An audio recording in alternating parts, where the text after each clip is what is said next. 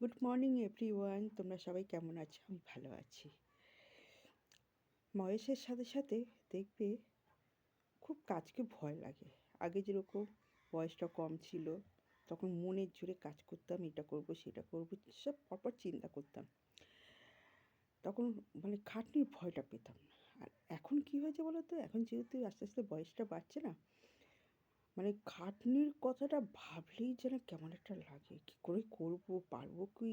আমার শরীরে দেবে? এরকম মানে একটা চিন্তা করি। এই যে আবার সরস্বতী পূজা আসছে। এবার অনেক কিছু কাজ বাকি, সব কিছুই তো আমাকে করতে হবে। তাই মেয়েরা তো মেয়েদের ভাবে ওরা উম নিজেদের তৈরি করবে, ঘুরবে, বন্ধুদের সাথে কোচিনে যাবে।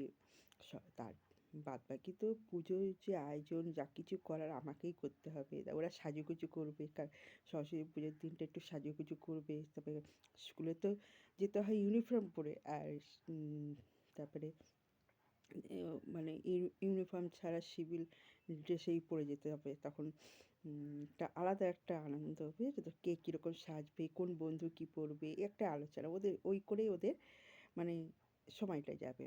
তা আমাদের ঘরের পুজোটা করতে গেলে তো আমাকে নিজেকেই করতে হবে। এবার ভাবছি আমি কী করে করবো? এই ঠান্ডাটাও লাগছে ভীষণ।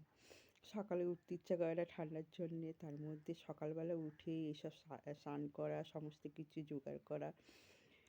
মানে বয়সের সাথে সাথে না এইগুলো এনার্জিগুলো আস্তে আস্তে মানে কমে যাচ্ছে, জানো তো? আর মানে ভাবলেই যেন কেমন লাগছে যে বাবা কত বড় একটা ঝড় আসছে সামনে। কী করা যাবে? করতে তো হবে, মনের জোরেই সব করতে হবে। কিন্তু বলি ঠিকই, আস্তে আস্তে ঠিক ওই সময়টা যখন আসে না, তখন একটা দেখবে তখন মনের একটা জোর এসে যায়। এটার পরে এটা করতে হবে,